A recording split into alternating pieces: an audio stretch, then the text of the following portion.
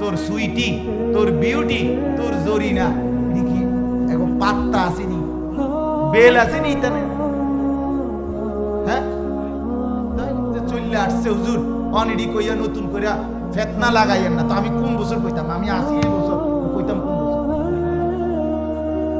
না, এটি আগে কইতে তো আমারে আগে খোদা জন্ম দিল না, মানে আমি আইসি এই বছর, আমি কইতাম কোন বছর মাহফিল আজকে আমি কি গতকাল নি কথা বলেন, এটা দ্বিতীয় শনিবার, রবিবার করলে মাহফিলই তো আমাকে দ্বিতীয় শনিবার।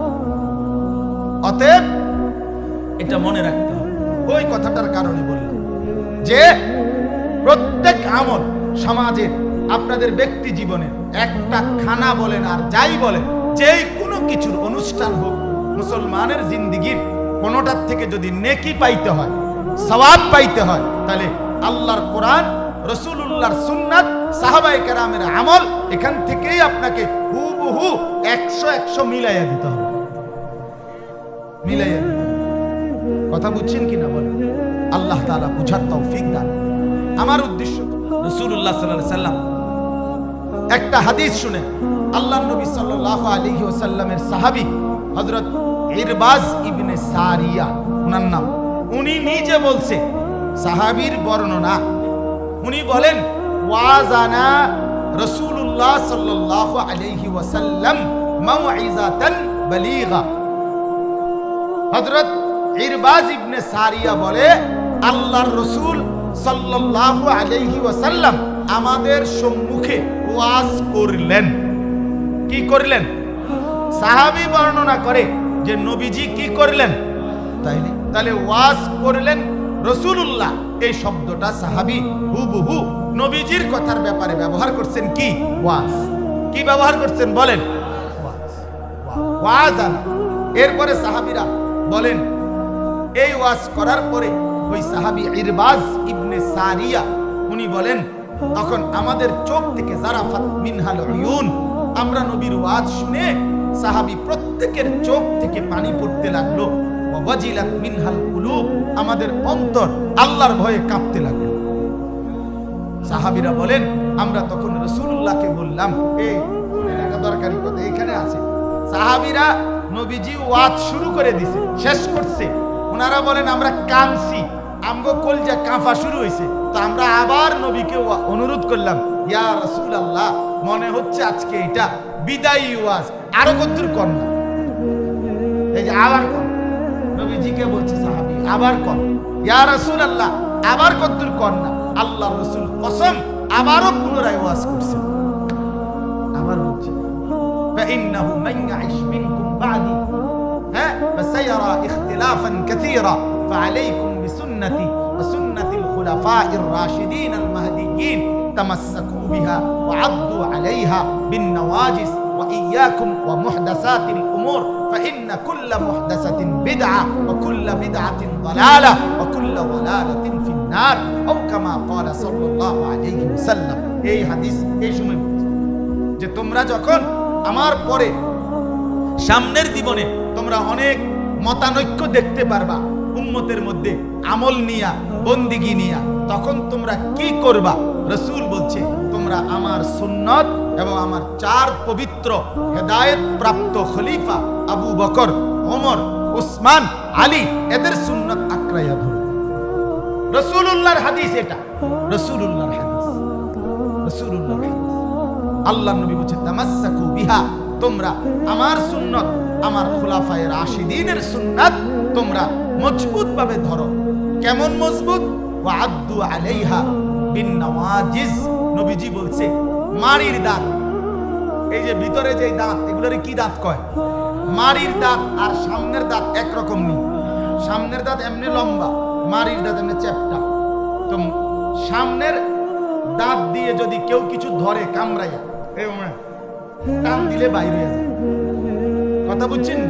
দাঁতও ভাঙ্গা যাইতে পারে, কিন্তু মাড়ির দাঁত দিয়ে যদি কেউ কিছু ভিতরের দাঁত দিয়ে কামড়াইয়া ধরে, চান্দু তুমি এটা ছুটাইতে কঠিন। টান দিলে তারে সুদ্ধা টাইম না অঙ্গ লাগবে সাপের কথা মাগার, এটা খুলন কঠিন। তাহলে মাড়ির দাঁত দিয়ে কোনো কিছু কামড়াইয়া ধরলে এটা ছুটানো কি কঠিন। রাসূলুল্লাহর জন্য বলছে, আমার সুন্নত, আমার সাহাবীদের সুন্নাত তোমরা মাড়ির দাঁত দিয়া কামড়াইয়া ধরো। এরপরে নবী বলছেন যে সাবধান, ইসলামের মধ্যে নতুন কিছু আবিষ্কার করবা না। প্রত্যেক নতুন আবিষ্কৃত দ্বীনের নামে, ইসলামের নামে খাট পালং furniture fan light switch bus truck এটি দিয়ে উদাহরণ দিল হইতো। নবীজি বলছে দ্বীনের নামে ইবাদতের নামে যে এটা করলে সওয়াব হইব, এটা করলে নেকি হবে, এইটা আপনি যদি বলতে হয় খোদার কসম এটা রাসূলুল্লাহর সাহাবী এবং নবীজির জিন্দেগি থেকে দলিল দিতেই হবে, দিতেই হবে, দিতেই হবে। নাই তো বিদআত, নাই তো কি বলেন না বিদআত। এটা আপনারে এটা সওয়াব হইবনি আগে এটা করুন। সওয়াব যদি প্রমাণ করতে হয় নেকি, এই যে বাচ্চা খতনা করাইলে, বাচ্চার আগা কাটলে মানুষ যে ভাত খাওয়ায়, কথা বলেন না কেন? খানা খাওয়াই কিনা বলেন? আপনি আগে এটা বলেন যে এইটা খাওয়াইলে সওয়াব হইবনি। যদি বলেন সওয়াব হবে, সওয়াবের জন্য দলিল লাগবে। কথা বুঝেন নাই আপনি? সওয়াব প্রমাণিত করতে হলে কি লাগবে? দলিল। খামখেয়ালি না, খামখেয়ালি না। আপনি 4 দিন না খানা, এটা যে আপনি খাওয়াইলেন সওয়াবের আশায়, এই সওয়াব প্রমাণিত করতে হইলে আপনাকে দলিল দিতে হবে যে রাসূলুল্লাহর দলিল, সাহাবীদের দলিল। আপনি যে 40 দিন পরে 41 দিন খানা খাওয়াইলেন, এই 40 করলেন, 3 লাখ টাকা খাওয়াইলেন, এটা যদি সওয়াব হইব মনে করেন তো সওয়াবের দলিল দেন। কথা বোঝেন নাই? সওয়াবের জন্য কি লাগবে? দলিল। এখানেই বিদআতের মূল বিষয়।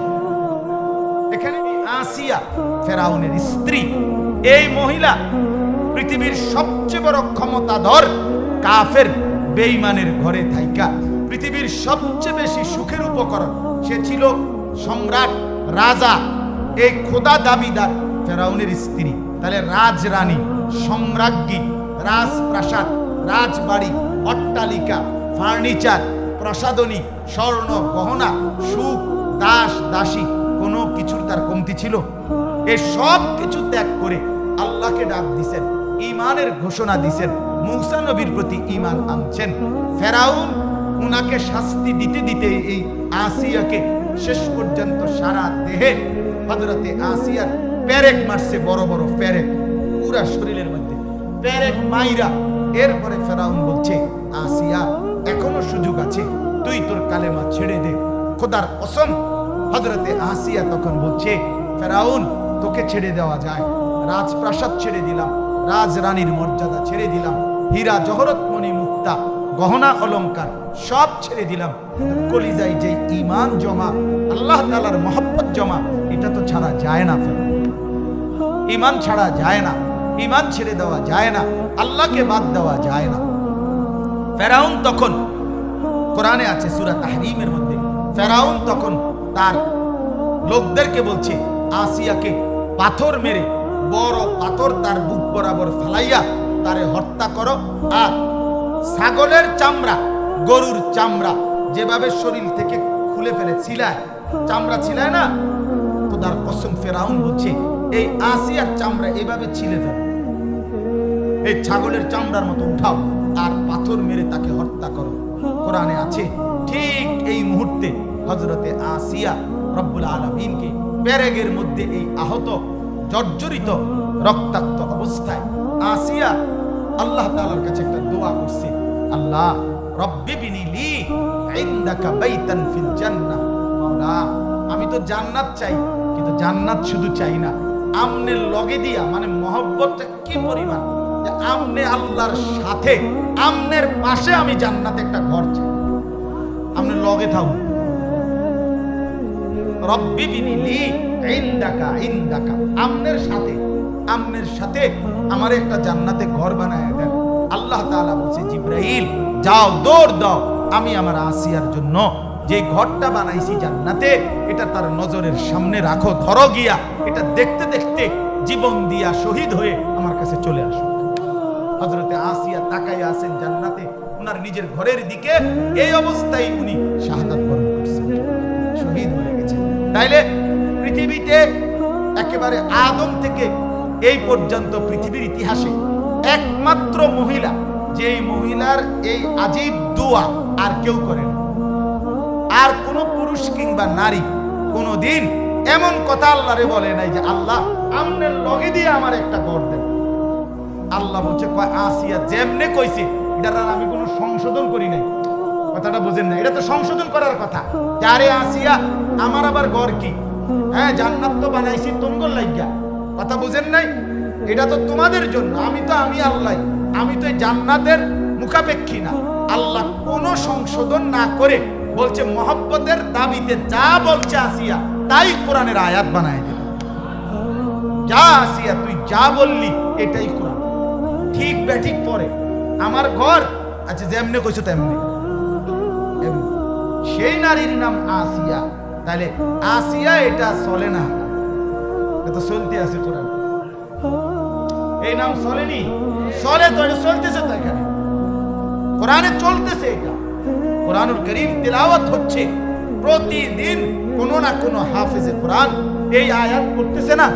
তাহলে খোদার জমিনে একদিন আসিয়ার আলোচনা বন্ধ না। তোর সুইটি, তোর বিউটি, তোর জরিনা দেখি এখন পাত্তা আসেনি, বেল আসেনি, তা